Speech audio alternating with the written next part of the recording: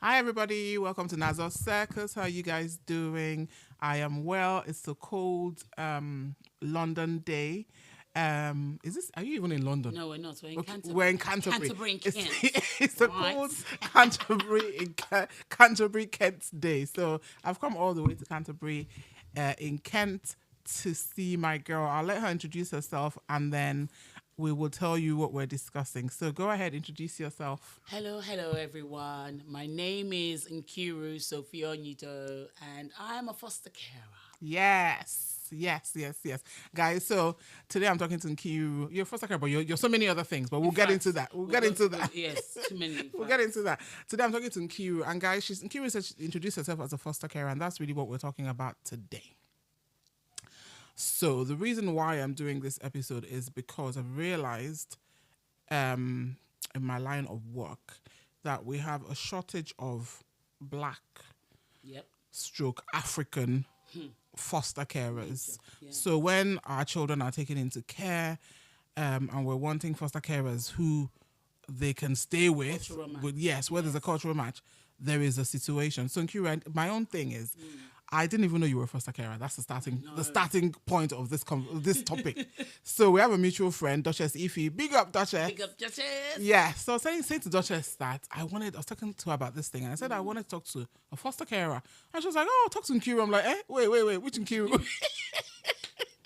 And so we are here. Yes. So Nkiru, I want to know. I am intrigued by this whole fostering that you're doing, and so today we're going to just talk about the journey. Yeah. So I think we'll start with the personal side. So you're a mom of 3. Two boys. I say a boy. 2 boys and a girl.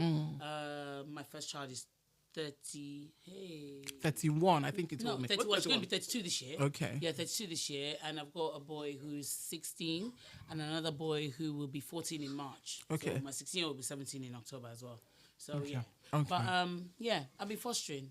Yeah. So, how long have you been fostering for?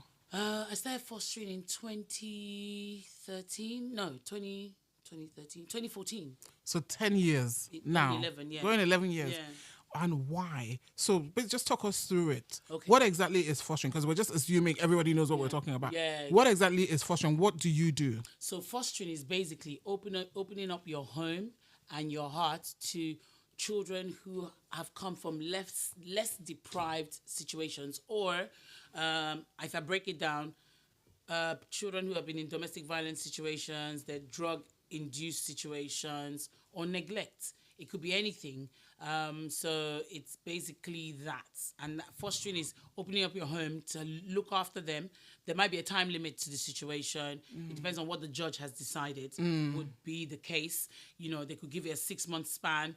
So my fostering is basically short-term. So there's 2 types. There's short-term, there's long-term, or respite. But I do mostly short-term, but sometimes short-term could turn to a whole year. Yeah. So short-term is what? Usually what? Short-term, I would say 0 to 6 months. Okay. Yeah. So let's break it down. So what happens is social services get involved with a family for whatever reasons. Yes. It could be, like the reasons you said, and maybe other reasons. And so the kind of fostering you do I do. So I don't do single children on their own. Okay. I have done in the past, and I have loads of children that I've done in the past, but I specialize with mothers, teenage mothers, or mothers with their children or child. So the judge decides we want this mother and her children or her child to put in a safe place, and during that time, are they being assessed? Yes, they're being assessed. They'll be assessed because what we do as foster carers, we log notes. Okay. So I have daily notes that I log, and then I do a weekly summary that I log as well. And the agency reads it. After my agency or the local authority reads it, they pass it on to the social worker who would then take do whatever they want to do with it. They need to use it in court. They could use your notes in court. Sometimes notes are used in court. Sometimes foster carers are called to give evidence in court. I've never gone to court yet, but my notes have been used in court. But it's a case of they get assessed by yourself. If they're not assessed by yourself, then somebody will come and do an assessment of them in the house. In your home. Parenting assessment is mostly what it is. Most parents have done parenting assessment to see if they're viable enough and they're good enough to be able to look after their children. The children. So they have to be here with their children. So they have to be here with their children. Some situations they come, the kids could be up for adoption. The mother needs to turn herself around to make it not happen. So it's all different situations, really. This is no. So, what made you decide? I think there was something that you said. You said opening up your house and your home and your heart. So yes, we know the thing about the home. So they come to stay with you. The opening up your heart for me is the one that even it shook. How did I just say? It shook me small. It choked. So tell me about when you say opening up your heart. What do you mean by that? You have to be a foster carer, you have to have a big heart. You have to have an open heart because you're going to receive these children and treat them like your own. They're not yours, but you got to treat them like your own. Aside from treating them like your own, you need to make sure that they're safe in your house. So when you open your doors and you let them come into your home, you have to make sure they're safe. But you have to treat them because some of them don't know love. A lot of these kids don't know love. That's true. A lot of them. I would say a lot of the kids are damaged. They've been from one foster care to another. By the time they get to you, I've had one child. By the time she got to me, she was such an angry teenager. She was only 12, but she was really angry. Using scissors to cut vacuum cleaner wires, things. Marking walls, dirtying everywhere. It's just a rebellion. It's just a defense mechanism. When they feel that they're being loved, when you open your heart, like I say, and you're welcoming them and trying to, do the love, caring thing, they get more angry because they feel like if you love them tomorrow, you're going to let them down.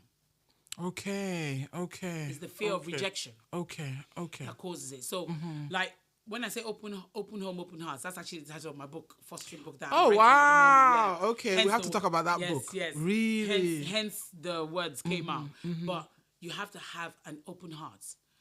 Whatever is being done to you by these kids, when they come, when they're angry, whatever, don't take it personal. If you take it personal, you won't be able to work. You won't be able to do it. It's so hard.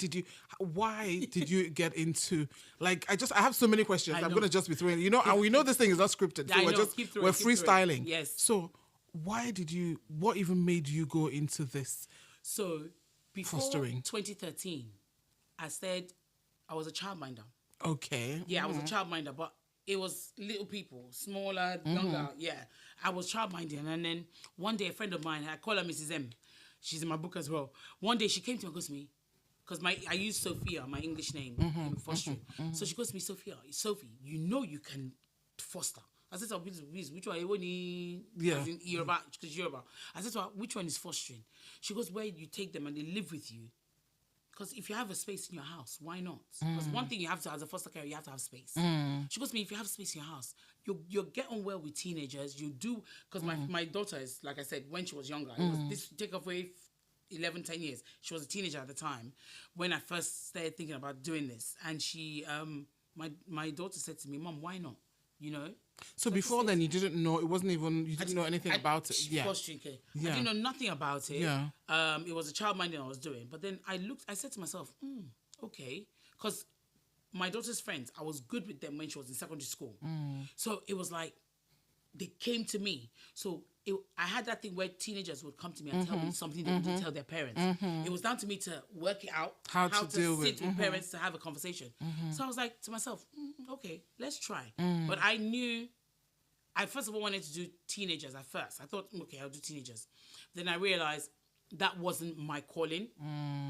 They needed more attention. And because I have my own kids, it's hard to divide. That divides where you have to have one brain for one side and one brain for it's a lot. It's a lot to balance. Yeah. And I decided, you know what? I'd rather have a mother with her children. There's fathers and their children. I haven't done any of those yet. Okay. But they have fathers who have their kids. Okay. There's no mother involved. Then they can move in with you. I haven't done that one yet. That's the side I'm not sure about yet. But for me, it was a case of getting a mother, teaching her everything that I've learned and motherhood, the way I did my own motherhood, and see if I can turn her life around. I've done quite a bit. This is the current placement I have, recording placement. The current placement I have is my 23rd. Wow. Yeah. Mother and child. Really? Yeah. So when you decided, okay, I'm going to go into this, at that time, you had how many children? My own? Yes, I had my 3. You had your 3 children? I had my 3. So was that a worry? I know we've talked about splitting, yes, having different mindsets. Yes, mindsets, yes. But what else? Were you concerned about how your children would? It was a worry. It was a worry because, because I don't know the background of all these children. Yes. I didn't know how much danger I was putting my own children in. Yeah, exposing them to. I was exposing my kids to. So it was a case of I had to discern. And now I've learned more over time, over the years, how to discern which one is good for me to take. So they come to you and send you a referral. You read it. It's down to you to see the hidden words in everything that you've read. And then you need to ask the right questions. Because those questions determine whether that door is going to be open for that placement or not. Because anything that will affect my children, you can. So discernment, yes, was what has been guiding you basically. Let's put it that way. In the years I've been working, discernment has guided me, and I've been lucky. Touch wood. I haven't. I mean, you get a few that, oh my God, but nothing major where it affects my boys. Your household. Anything that affects my household, I will shield my household first. I know they say you can't, because in this job, you can't just throw a foster child out. You have to give notice. And it's 28 days. So you must deal with them for that 28 days. You just have to swallow that bitter pill and hold on for 28 days. But sometimes it gets to a point where that 28 days is not going to work. For the safety of my children, I've had one for where I live now. 6 days. In 6 days, it was either take her or call the police. Because you can't. So, seeing as you do mother and baby placements, hasn't that been challenging, or how have you navigated the mothers? Because I'm just putting myself, I'm just playing devil's advocate here. If I'm a mom, and first of all, because I know this, because I have them, they're my clients. So the mothers that you have would be my clients, right? Some of them are very angry because they feel like somebody is coming to critique their parenting, right? So if they're now in your house and they know that you are watching them because you have to do these notes and everything, have you had really challenging mothers? Mothers challenging your... what I've written. What you've written or what you're telling them. Yes. You do get them. But from where I stand, from my standpoint with them is basically, you can see that they don't know anything. They're only angry. Their anger is not based at me. Their anger is more on the social worker who brought them to my house. But because the social worker is not here with them 24/7, it's now you. Transferred aggression. So for me, I've had ones where it's been the grace of God. I'll go to the Nigerian side again. When they come through my door, straight up, we have what they call a placement planning meeting. So you have a first meeting. If that meeting must happen that same day. If it doesn't happen that day, because maybe they came on a Friday, it must happen first thing Monday morning. Because what needs to be broken down is rules and regulations, the do's and don'ts, what you can and cannot do, where you can and cannot go, and what you can and cannot, say. But for me, it was a case of, I've had a parent that was so difficult. It was like I was talking to a brick wall. You can't feed your child crisp and Ribena for breakfast. Don't tell me what to do. Who the hell do you think you are? 2 minutes later, they come back and go, I'm so sorry. I didn't mean it.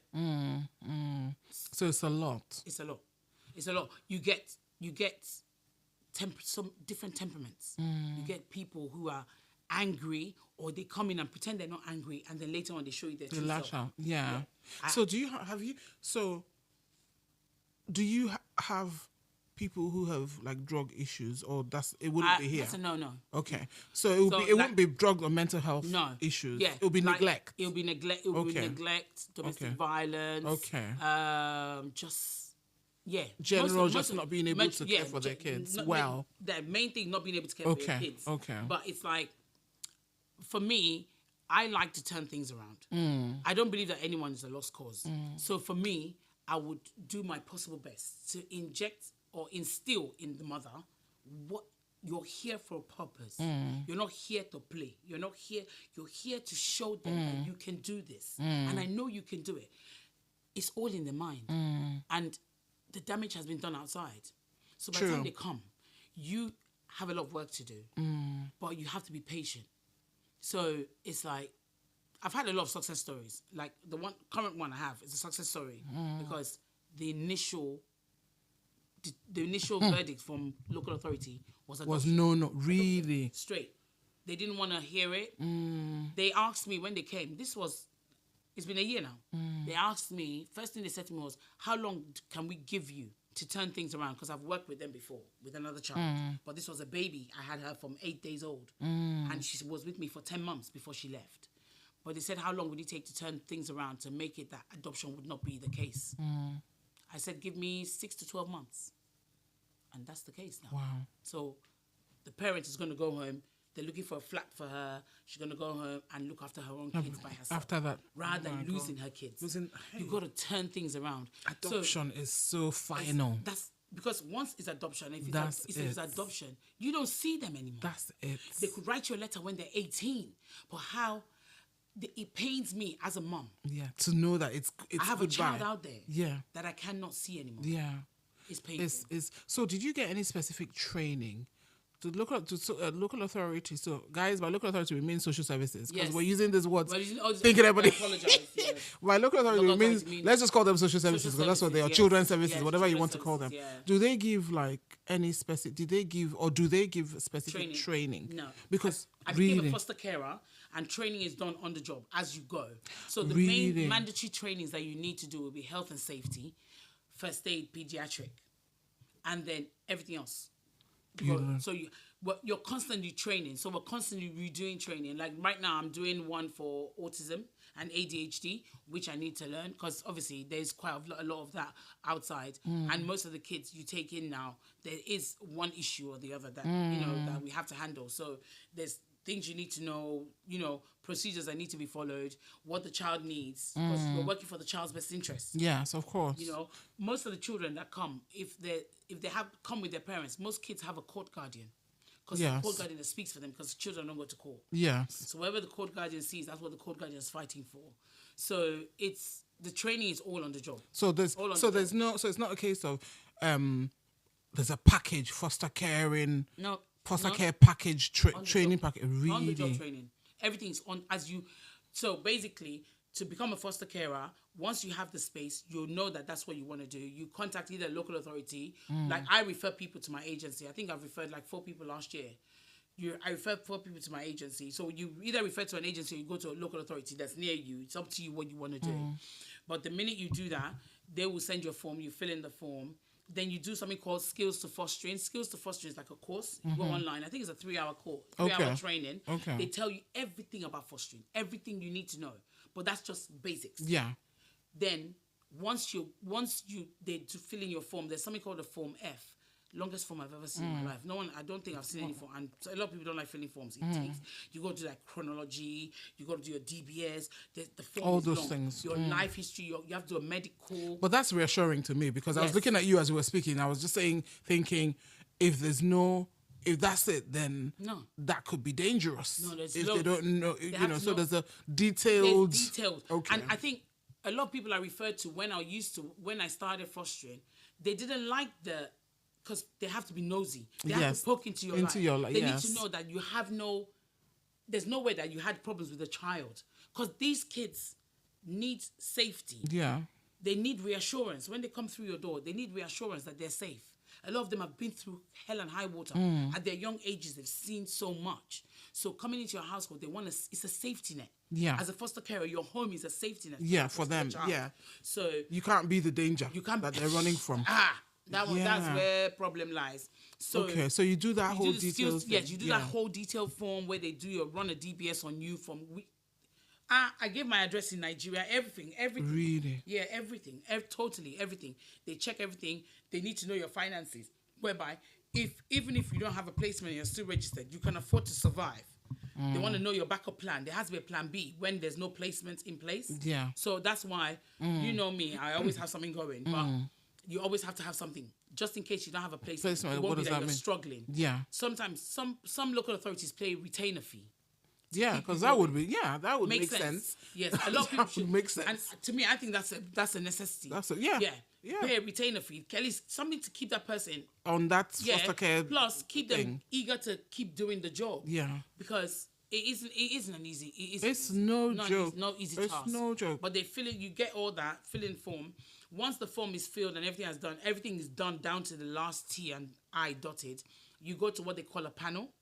It's a panel with either foster carer, someone in fostering, head, the agency itself you're working with, a local authority. You sit through a panel where they'll ask you questions with regards to that form that was filled, any gaps they want to try and fill it in. And then they say to you, are you sure you want to do this? Then they'll ask you what category you want to do. Like I'm always mother and child. So I can have a mother and child, or mother and children, and still have a baby in this house as well. Okay. So I'm allowed, so it depends on what you're approved for. So I was approved for mother and child or mother and child or children and a baby. So I can actually have, I have a room where a mother and child sleeps, and I can have a cot in my room where a baby can sleep. Yeah. So once you're approved, that's it. The placements start coming. From every different area. Oh, wow. So when they come, you have to read those referrals. I tell all the foster carers in the agency that I'm working with now, when a referral comes, you read it with a fine-tooth comb. Don't just rush and go on. Look for the hidden words. I mean, I've had placements where I've read the referral, the child is like an angel. Then I call the social worker, because you always have to ask questions. I call the social worker. I have 2 boys in my house. I called the social worker. This was a young lad, I think, years ago. I called the social worker and I said, okay, if this child is spick and span, why are they here? Why are we in this situation? Yeah. They go, oh, he's really good, but it's just that he smokes cannabis. He was 9. 9. I told him, I said, I'm sorry, I can't take it. Yeah. I got boys in my house. That's cannabis. impressionable. Bring it. And you can't stop it. So if you can't stop a child from smoking, then what can you? Like I said, that's why I said to you, when it comes to my children, I tend to like to pick the right one. I don't put them at risk. And agency knows me already. Before they will send anything to me, they'll look at it. To know whether to even bother. Then, or even if they don't read it and send it to me, they'll ask me to read it and let them know if there's anything that we need to ask questions about. I have loads of questions. I never let anything I'll just say, oh, yes, please, just because I need the money. Yeah. Because I want something. No, we don't do that. So, talking about the money, because that's a big thing, because I think that from my own experience, I've had parents complain about their children being in foster care and the foster carer not just even caring. And I think that's where we need to talk about this thing about the cultural match, because I think it really plays into, so for example, you're a black child is in foster care, they're with a white foster carer, the child's hair is not hair is not done. Hair is not done. Nails are not cut. Teeth are not washed. The child now has body odor, all those sorts of things. So for you, do you have specific? Do you just foster black families, or do you have? I've had a variety. Okay. I've had a variety. Okay. There was a time when I was still in London before I moved out where I am now. I had a 3-year-old Polish boy and a 2-year-old English boy. Okay. So when I'm walking down the street, I'll get honks. Yeah. I was loving it. I was getting honking, because I wondered, oh wow, this black lady with 2, blonde, blue-eyed boys, very beautiful boys. Wow. Yes, beautiful boys. But it's like, I guess everybody's culture is different. They had to wash every day. Teeth was brushed every day. Hair combed. Me, I don't know if they grease. I rub cream. So everything I did. But you get the ones where, I mean, I've had where there was another foster carer who had a child who had hair like ours, but she was mixed. Yeah. And that makes the mix. Didn't know what to do with the hair. Yeah, foster carer didn't know what to do with the hair. And the girl told her, this is the cream I use when I'm at home. And the foster carer bought her like Tresemme. the child was so upset. Yeah. And felt that how she wasn't being listened to. Yeah. And started rebelling. These little things, foster carers need to take account into. But I wonder, these little things, social services, should they be running courses for example, white foster carers who are caring for black children, or even black foster carers who are caring for white children? Those courses will come in handy because it's necessary for people. You know what I mean? I think that it's important because they run a lot of diversity and equality. Yes. We have a lot of diversity and equality training is standard. That's a standard. Yeah. Just have that. But how to care for those specific because you have needs. to respect every child as they come. Every child is different. Yeah. Just because you don't comb your child's hair doesn't mean that this child's hair doesn't come. Some, and especially when it comes to a girl who's got our type of hair, you need to maintain her hair. Yeah. Most girls, their hair is their crowning glory. So if your hair is not maintained, they take it personal. Yeah. I had one child. We had a bit of a backlash. That was she was only 12, but we had a bit of a backlash when I was in London. I took her to her hairdresser's and asked the hairdresser to do her hair, but bra length. And I had to go out. So I asked my daughter to pick her up. But when my daughter picked her up, my daughter said to me, but did you not say bra length? I said, yeah. So I didn't see her that day because I'd come back late and everybody had gone to bed. The following morning, she bounced down the stairs and I see hair. I see hair following her like. Oh, my God. So I looked at her, I was like, young lady. What's this? Why is the hair so long? Yeah. She goes, I was telling her and she wasn't listening to me. I said, no. I picked up my phone. I don't waste time. One thing about my placements, then they will tell you, I don't waste time. I tell you as is because I feel that some of these kids are not being told the truth. Yeah. They're being told things just to pacify them, not upset them, upset their psyche, upset. I'm Nigerian. I can't. I have to tell you. If you're not cooking properly for your children, I'm telling you. If you're not feeding your children properly, healthy stuff, I'm telling you. You don't put vegetable in their food, I'm telling you. So it's like I'm constantly talking, but it's talking that would help them. Constructive talking now. I'm not criticizing vacation. them, yes. Yeah. And they're not on holiday. You're here for a reason. And I keep telling all the mothers that come through my door, you're here for a reason. Don't look at me because you think I've upset you. Focus on why you're here. Why you're here is because you want to keep your child. If you don't want to keep your child, then go the way that you want to go. I won't stop you. Yeah. I will try my best to reel you back in. But if I see that you're not ready to help yourself, you can't want it. Sit back. You can't want it more than. Yeah, because I'll sit back and let you dig a hole.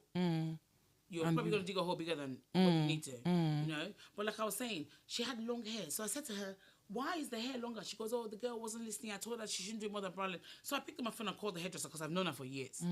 I said, so why would you do this girl's hair?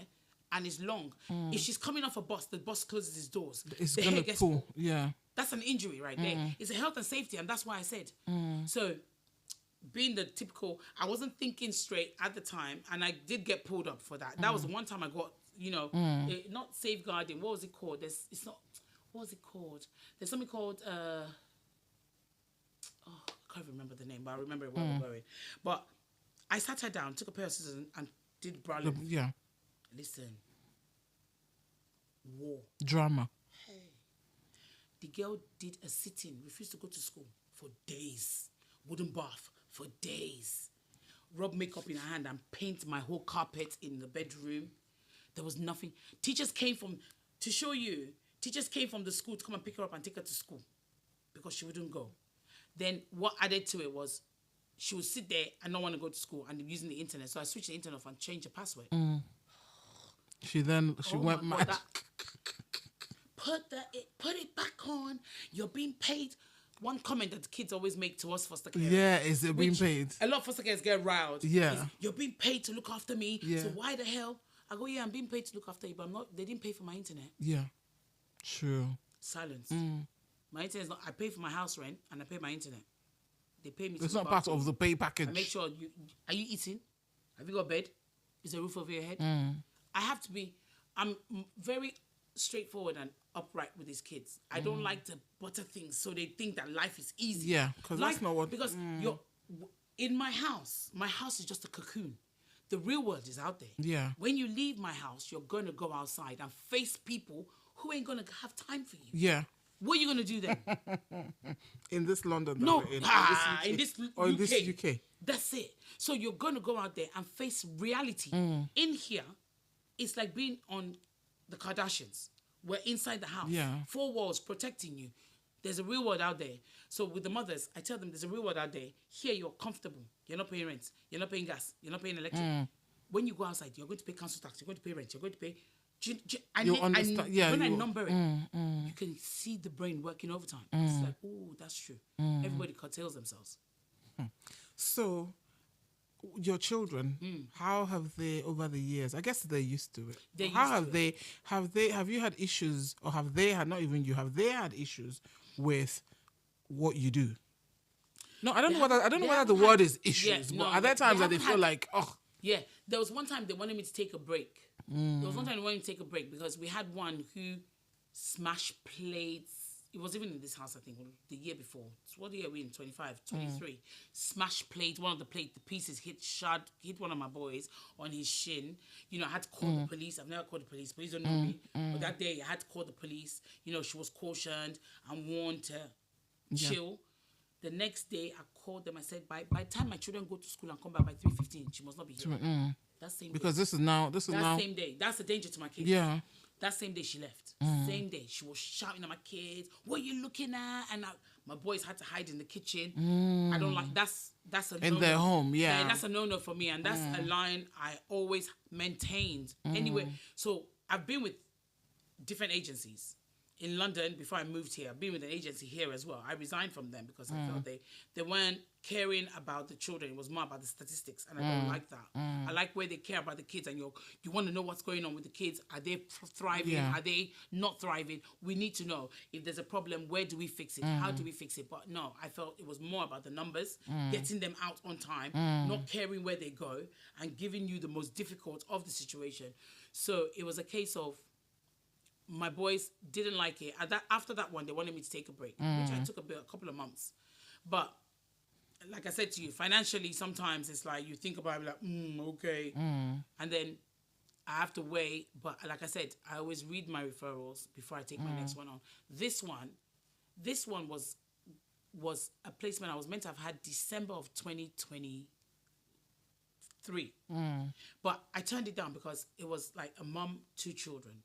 I felt I didn't have the space. But my son said to me, Mom, I'll change rooms. I'll go to the smaller room and you can use my room for them. So we kind of did an arrangement. And then it came up again in 2024. And they said she's still available for me to take. And obviously, it's like a DV case. So straight away, took them and they've been here since. So now they're moving on to better things. Greener pastures. So you must feel so I do. fulfilled. I always pat myself on the back when the story ends because well. this is not easy. This is not easy at all. Even parenting your own children is not easy. Can be shouting from now till kingdom come. You know. Yeah. You know. Parenting your own children to now Let alone have parenting someone that is not yours. Yeah. I mean, this mother is younger than I am. I've had a mother that was older than me, living with me. And you had to tell her. Do what I had to do. Yeah. But obviously, like I said, they've been through so much. Might be older than me, but mentally it wasn't there. So it's kind of like you're still talking to someone that's younger. Yeah. So it's for me to bring her up to the standard where she had to be. Yeah. So I try to, when it comes, that's why it's easier for me to deal with mothers and children. With younger people, they think the world owes them something. Yes. Yeah. Young people feel the world owes them something and someone needs to pay. Whether it's you or whoever, somebody's paying. Yeah. And they don't care how they feel about it. I think that's why I reserved myself and pulled myself away from the young people. I think with the mother and baby, because now that we're talking about it, I actually thought the mother and baby placements would be harder. But I actually see So that by the time they come to you, they already know that, you know what, we're here. This person is not our enemy. Yeah. She's doing her job. She's opened up her home and her heart for us. And so we need to do what we need to do while we're here to keep our children. And that's the thing. Because they know they want to. The ones that don't want to, those ones, you will know from the get-go. The ones that are coming here so they can just free from wherever they were. But the ones that you know that they want their kids, they will do all the aids that they need to do. They will do. And make sure that it works for them and their kids are looked after. Like, you know, she comes and goes. free house. Yeah. And Kiru, one major thing, and that was even the main reason for even doing this in the first place, is the shortage of black foster carers. My sister. What do you think? Let's assume you were the Prime Minister and you were in charge of everything in the UK, right? What do you think could be done to encourage more foster care, ethnic, more black, more black. We're gonna say black because we're talking about more black foster care. What do you think? Because I really feel that so many black children are suffering just by not knocking the white foster carers, but just not being culturally matched. There is something about someone that looks like you. It's different. There's something. Nobody can tell me. There's something about that must be a bit reassuring, I guess. Maybe in most cases. What do you think can be done? Or if you wanted to encourage me to do it, what would you say to me? Like I told you, I referred to 3 people who are going to this year. They're all going to become foster carers, and they all live in this area. And what I said to them was, 1, you're already a parent. You know what it is to parent and parent lovingly. All you need to do is open your heart and know that these children, they need help. The more we do for the young black children in foster, the less there will be. Yes. Because I think it's too much. My chest is welling up, but there's too many. And even for me as a Nigerian, there's quite a few of the Nigerians on that list. When I worked for Haringey, on the children's list, there was so many Nigerians. I'm in Barnet, so I do see the Nigerian parents. And I'm wondering, how did this happen? How? Where?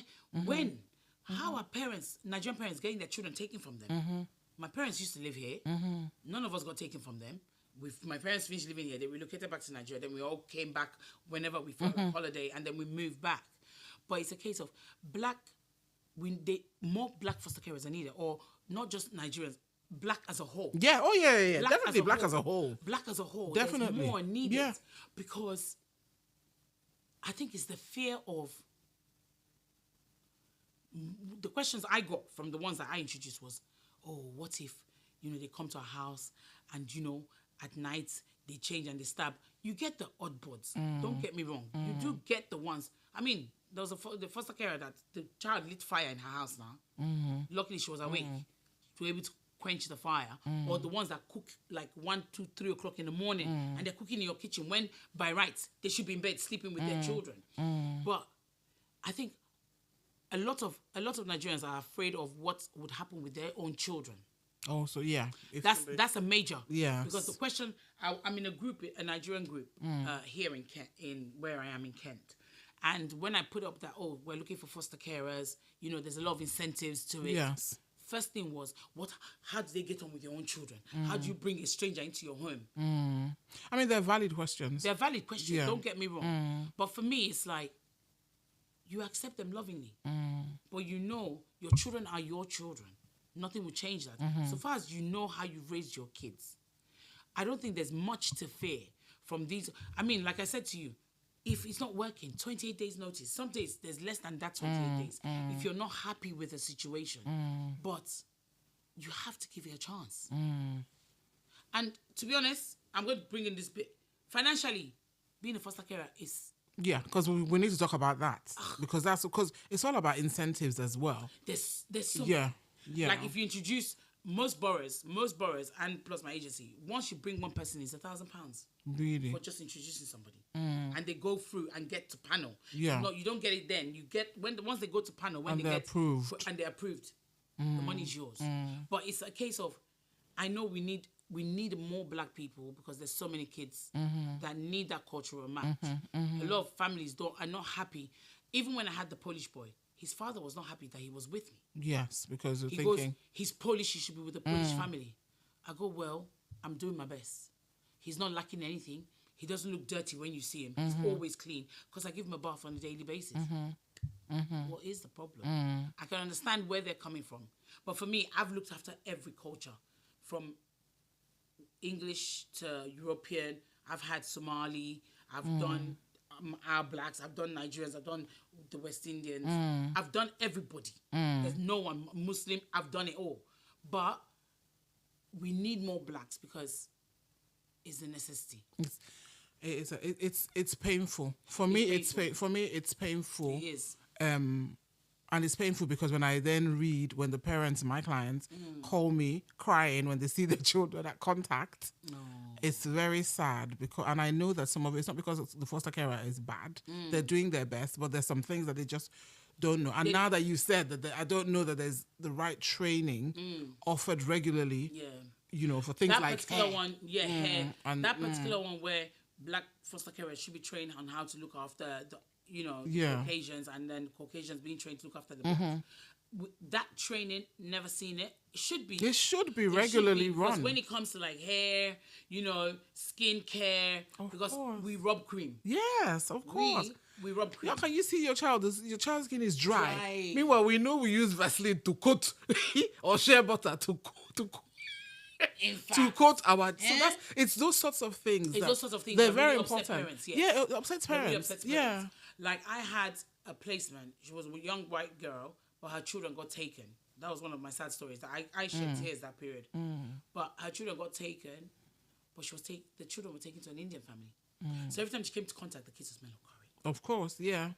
She was so crazy. Mad, but there was nothing she could do about it because she messed up. Yeah, in the first place. And I told her, focus. But she messed up. Now, if you didn't mess up, nobody would have your kids. Yeah. I know it sounds harsh, but that's the reality. That's the reality of it. So I will bring this up actually with my agency when we finish talking. I will actually ask her because it's important. Because most of the foster carers that are with us, that work with the agency that I'm with, they're all black. Anyway, we're all black. So in fact, we're referring to my agency now. You have to. Yes, I'll give you the details. But it's a case of it is very important to have that cultural understanding. Because when you lack that cultural understanding, it creates animosity. Yes. The child that's with you could be very angry because you're not doing what their mom used to do. And irrespective of the situation that they came into. Yeah, of course. Mom will always be mom, and dad home will always be home. Even things like I know that the foster carer cannot replicate. No. Home, but let's talk about Nigerian children. Try jollof rice at least, because we're talking about their hair. But because you really want the child to feel like, not miss home too much or whatever. Just kind of those kind of small things. Those kind of small things I think will make... For me, fostering is also a home away from home. From home. I think those small things would make a little bit of a difference. They would do. Those trainings, just little things. So, please, we need to talk about this book because was it not funny that when I spoke to you, I said to you, you should write a book, and you said, I am actually in the process of writing a book. Please. Tell me about this book. What is the name and all that? I need the juice. Open Heart, Open Homes. Open House. Open Heart. No, Open Homes, Open Hearts. Open Homes, Open Hearts. Okay. And basically, it's my journey so far. And the journey of the journey goes. Okay. The stages which you go through. What, every single topic, from skills to fostering, to panel, to your first placement, to how the placement's going, reporting to the local authority or to your social worker on how the child is doing, being an advocate, because I can be an advocate for the parent. Yeah. Being an advocate for the parent because they live with you 24/7. Yeah. No one else out there knows. Yeah, you know them. We get backlash. We've had backlash from social workers where they tell us we're just glorified babysitters. Come and take them to your house. Come on, if you can, if you can, baby, come and take them to your house. 24/7. You come and be there. Sleeping. Anytime my ear perks. Yeah. We're like soldiers in the house. Yeah. You have to be alert all the time because the children can't get hurt. Mom has to hear the babies if they're crying, so you have to be alert for a baby crying. I have to put baby monitor in my room if there's babies and mom is there. I have to baby monitor my room, and when baby cries, if I don't hear mom shuffle to pick that baby up, you know that mom's not attending to the to wake up. So it's like it's 24/7. So the book is from start to finish about the life of basically your life as a foster carer, the journey of a foster carer, the fostering system so far.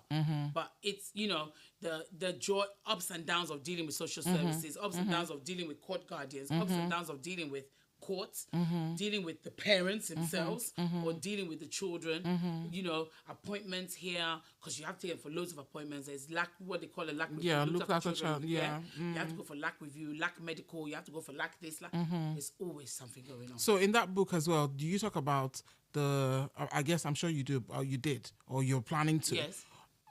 The joy, because there has to be joy. Because I know that you're doing it. Because you, like you said, if your heart is not open, this is not for everybody. No.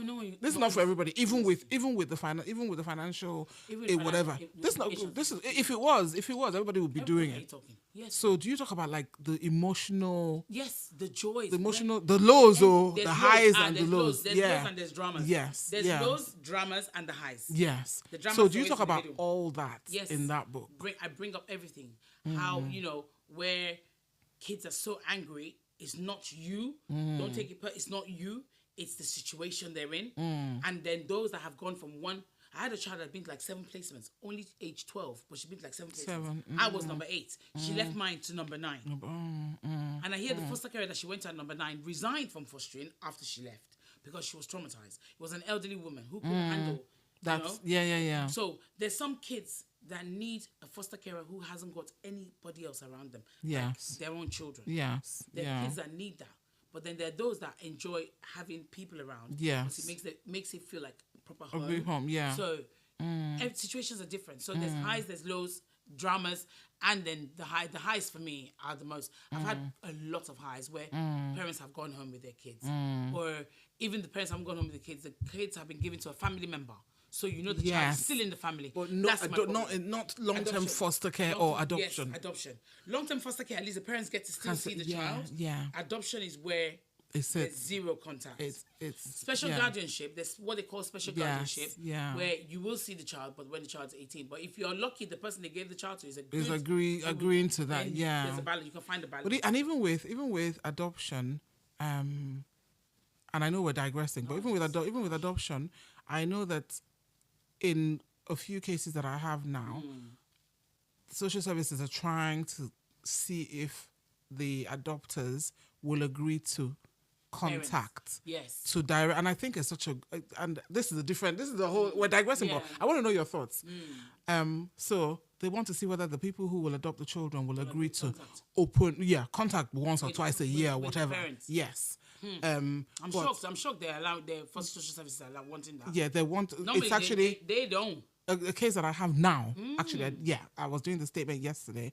They're trying to see if the adopters would agree to 1 or 2 direct contact sessions a year, as well as letterbox. And I was thinking about that thing. Guys, we're digressing, but yes, that's what we do. We digress. It's my podcast, so we can digress. What do you think about that? Because for me, I think that, and I want to know your thoughts before I tell you what I think. What do you think about open, foster? It's called open adoption. Open adoptions. Yeah, that's what I wanted to call it. Yeah. What do you think about open adoptions? Because I'm trying to weigh the pros and cons. For me, it's heartbreaking. It'll be heartbreaking to see once or twice a year a child you carry for 9 months, unless you get some hard-hearted people who, fine, we're going to see them buy toys. That once or twice a year they're going to buy everything in a shop, and carry it. I think it's actually a good thing. Adoption where it's closed till 18. Yeah. That's harsh. That's what I was. I think so. You've changed. You're changing. My mind now. Yes. I just realized. Yeah. Open adoption. I think open adoption is not bad. I think it's a good idea because then they get at least. I know it's once or twice, but it's something. But So I keep going back and forth. On the one hand, I think it's good because at least the parents can actually see their child. So at every stage of their life, you can see them twice a year. But the flip side is it heartbreaking for the child? And would that cause problems in with the child's adoptive family if the child feels like... Do you understand what I'm saying? As the child gets older, there will be conflict. That's the thing now. But then once it starts getting to that point, it's down to social services now to decide we need to stop this and wait. But will social services be involved at that point? Because once adoption is done, it's over. Because they're looking for easy ways to get rid of Yes, everybody. They're trying yes. to calm everybody off and so they can rest And move on the to amount other of cases cases that are have on their plenty. desk. So that's the thing. I know we've heartbreaking. digressed. It's So this heartbreaking. book, let's go back to this book, because Yeah. like this book, do we have a date that is going to be finished, or an estimated date? I am hoping to have it out by end of March. Okay. Yeah. So let's say it's by summer. Summer. Let's say yes. Let's say summer. Yes. And where are we going? Where is it? Is it going to be on Amazon? Where is it? Where? Someone said Amazon is no good there. They will chop my money. Okay. Yeah. So how would... I'm thinking of printing and actually just distributing, even if not sell it, but if people want to give donations towards, and I would give it to a local authority. I think that's what I was going to say. I think you should. Yeah. I think you should. I don't think you should just give it out. No. Give it out. I would give it whereby, interested in this, read this book. Yeah. Whatever little donation is given would go to a charity. Yeah. Or would go to a fostering agency to help with the kids. I think you should sell it as a I think you should give it as a package. Don't just give it to them, because they'll just take it. Of course. They'll just take it. They have money. As long as everything is in there. And you can, of course, you can talk about, the fact that you're black and the whole cultural... do you understand? It's going to be... No, but on a serious note, like you were saying as well, we need more black foster carers. It is very important. I think we lack understanding. I don't understand. It's not rocket science. That's what kind of like not upsetting me, but it's kind of like, why are we not doing this? There are people around saying, "Oh, I don't have anything to do." I can understand if you don't have the space in your house. Yes, you need because space is that's number one. The first thing we'll ask you is, do you have a spare room? Yeah. I spoke to one of my guests was saying that's what she was talking about it with her husband. But the issue is space. She said that if they move and they have a bigger place, that would be yeah. A lot of people now, like the couple I introduced, they were my neighbors when I was in Enfield. My next door neighbors. I introduced them to it. The man said he just wants to be, and it's not just blacks. Male foster carers, especially for the boys. There's a lot of boys in the system, but not being given to the right foster carers. I think boys should be given to male foster carers because then they'll have that structure that they need. Which they male foster carers. So we're moving into a tighter corner, because we can't even find female. Talk about, oh my gosh. Yeah, a lot. I know it's a big problem. Because I didn't even think about male. I was not even thinking about black male foster carers. So when I introduced this couple, so it's the husband who's going to be the primary carer, then the wife will be his backup. So when I introduced them, he said, "Oh, but they don't know what they're going to do. Well, they haven't decided whether they want to do young people or babies. They can't do babies because that means he will have to be at home all the time, and his wife works." So, but I think she also wants to leave work so they can both focus. Do it, yeah. Yeah. Initially, they wanted to adopt, but then luckily she got pregnant and had a baby, and then now they want to foster and help other privileged kids. I'll help people who need it.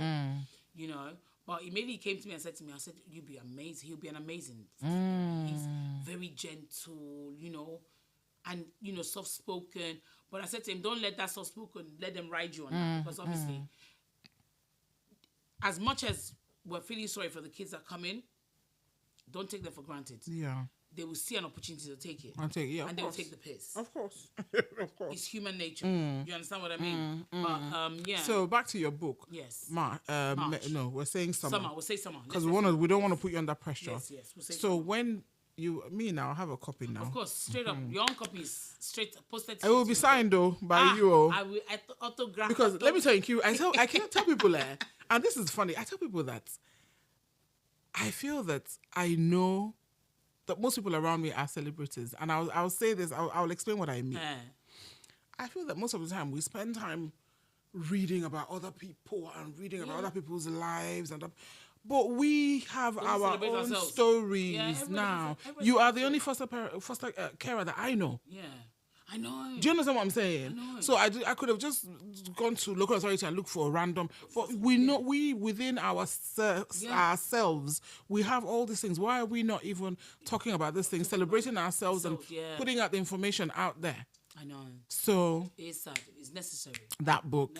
When you get that book, I'm going to get a copy, and I don't think you should just hand. I don't think you should hand it out. I won't hand it out. I'll do it whereby there must be. There has to be towards it. Yes. Or whatever proceeds come from it go somewhere. Somewhere, so yeah. people can see. There has to be proceeds have to come from it so that it would you can pay it forward. And Otherwise, they'll just take it and just yeah. You know, but yeah, it's fostering is good. I love it. I've been doing it for.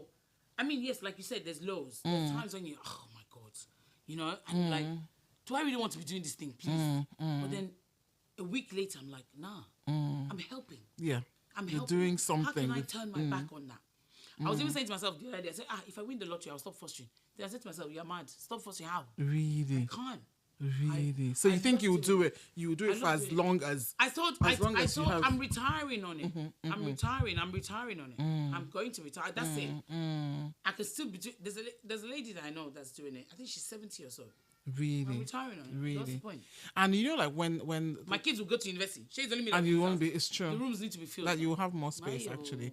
And so do you have? So we're rounding up. Do you have mothers who've been here who you still stay in contact with? Are you allowed to stay in contact with them? I stay in contact with everyone. Really? I'm still in contact with a lot of them. I've had some from maybe 5-6 years ago. Still in contact. There's one that moved. She lives in North London. You know, she even came to see me. And she started driving. She works. So for me, when they leave, the day they leave never ends up being the day they leave. They cry till they reach their house. I end up going to go and pick them up because they're afraid to stay there. So I bring them back we have our pep talk. You know, you have to go into the world and face it. I need you to, you know, and there are those that will say to me, thank you so much for everything you've done for us. The way you raise your kids is the way I want to raise my kids. And they move. And it's that joy knowing that they're flourishing out there. So it's all of them are doing well. There's no one that has left except for the bad ones. There are a few bad eggs that I've had, and the bad eggs are maybe like 2 out of. And they don't want to hear from you anyway. Who is calling them? I blocked their number. I even blocked themselves. Let's call it spade. They won't want to hear from me because in their head, I feel they think that it's my cause. Yeah. My cause, their children being taken. Yeah. But I didn't. Your attitude did. If you had curtailed all your excesses when you came in, your children won't be taken. Yeah. You know? But it's I love it. I could not. And for me, when I started doing it, I was like, I can't work for anybody again. I call myself unemployable. Yeah. I cannot do a 9 to 5. I love this. I love what I do. Do you think that you can do talks? Do you think that you can do talks? I did one in within my our community. Yes, I can. I did one in the primary school where my kids used to go, and they wanted me to speak to mothers who were in the school, talk to them about fostering. A lot of people were so interested. Yeah. And I couldn't believe that I stood in front of people and talked for like nearly 45 minutes. I was actually shocked, but that's something I want to do. Because I think that's something you would be very good at. I would want to do it. I would want to do it because we need that awareness. It has to be someone that has been in it. Yes, now it has to be somebody that it has to be you. Because I can't talk about it. Then a lot of our people worry about. Maybe sometimes some people worry about the group I'm in. Worry about their immigration status. Like I haven't got my papers yet, but I'm on visiting visa. You can't do it. You need to be resident, of course, full resident here. Yeah. The main worry is bringing a child in that will spoil their own children. How? I said my children are 16 and going 14. 17, going 17, going 14. And they're fine. Yeah. The best children ever. So I think that's something in addition to the book. And I know that I'm crazy because whenever I talk to I've had a few guests where I've said to them, they've talked to me, they told me their stories. And I'm like, don't you think you can... Duchess, see this Duchess, God bless her. Duchess has been telling me off in Nkiruka. Do something, speak, do not seminar, but something where you can talk to me. My problem is, where do I start? Start with, yeah. I think you just start small. You start small and you start with communities that you're used to. So if you have a church that you go to, you just take 10 minutes and just say, introduce yourself and just say what you do and just say that why. Just it doesn't have to be anything grand. Because procrastination. This podcast, you know how long it took? How many years it took me to get it? That book. So the book must happen. That book must happen. And I think that you talk very convincingly, and honestly, because you're not sugarcoating it. You're saying everything about it. When you sugarcoat it, then you're not being honest. Yeah. People will go in with that mindset that you sugarcoat. Then when they see the rough it will now be like you've been misled. Nkiruka said misled. You know, you misled them. She gave us false hope. I think you can do. You know. I think you can do talks, because another thing is books are good and people will read them. Yeah, but there are also people that there are also people that don't read. Yeah, there's people that don't and like to see. Yes. So that's they're more visual and listening than reading. Yeah. Yeah. Because the book can be a lot. Yeah. No, but it's still, there will be people that will read it. Yeah. So we're gonna round up. Yes. I am so excited. We've had this guys, let me tell you, this podcasting, do you know how far I drove from my house to come here? But 1 hour. this was 2 hours something. Yeah, it was 2 hours something. Yeah, it's 2 hours. But this one I had to do, and I was like, I'm coming today. I had to do it. So I want to thank you, Nkiru, for all that you do. You are amazing. And that book, because tell us the name of that book again. Open Homes, Open Hearts. Open Homes, Open Hearts. I love it. Thank you. I love that. And I'm going to, when the book comes out, me too, I'll do my own part to pay it forward. Yes. Thank you. So is there anything else you want to say to people, or are you talked out? No, me, I talk for England though. If you leave me, we'll be here for another hour. But like I said, fostering is amazing. It's rewarding. When it ends well, the joy you feel is different. When the final case for my current placement, when the final hearing happened, the judge told them to tell me, because she's been the judge on the case for the past 4 years. Wow. Told them to tell me, thank you, job well done. That she never thought that this case would turn around. So that's all the reward you need. Yeah, that's all the reward you need. Immediately they told me, see, I was patting myself like a duck on my back. I was that's like, all yes, the reward that's all I needed to hear.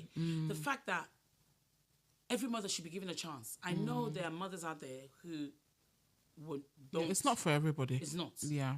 And I don't understand. Yeah. And then they bump us. Yeah, it's true. But every mother should be given a chance to prove that she can. Because carrying a child for 9 months is no joke. If the mother is determined to prove herself, why not let her? If there's a place where she can be for it to happen, then let it be. Yeah. And I think I will even add to that, if there's a place where she can be with someone who she feels understands her and understands. Because you see how the kind of things we take for granted, like how we talk, how our voices are loud, our facial expressions, we push each other, we jab each other, you know, all those things make a difference. And they do. This is why it is important for there to be more Black, you don't have to be Nigerian, African, Black foster carers. Just Black. Yes, Black foster carers. We need more. People start and then the fear of the unknown makes them pull back. Or all the questions, because it's the intrusive, forms can be intrusive. Isn't it? Yeah. Very intrusive. The forms are intrusive. A lot of questions are asked. Even your bank, they want to know if you have money, not the one that you're relying on, waiting for the fostering money to come in. Should be your income. So it's intrusive, but you're saying that should not scare that shouldn't scare anybody. Anyone away. No. Open up your home, open up your heart. Yes. And don't take it, and whatever the children, most of these kids, whatever they do, don't take it personal. It's not you. It's not you. It's a light bulb in their head that's gone dark. And they're just reacting on what and now. It's not. I think we have to do this. This has been so much fun and so informative. And it's me, I like to see people. And that's why I had to come. Because we could have tried to do it remotely. But no, I want to see who I'm talking to for now.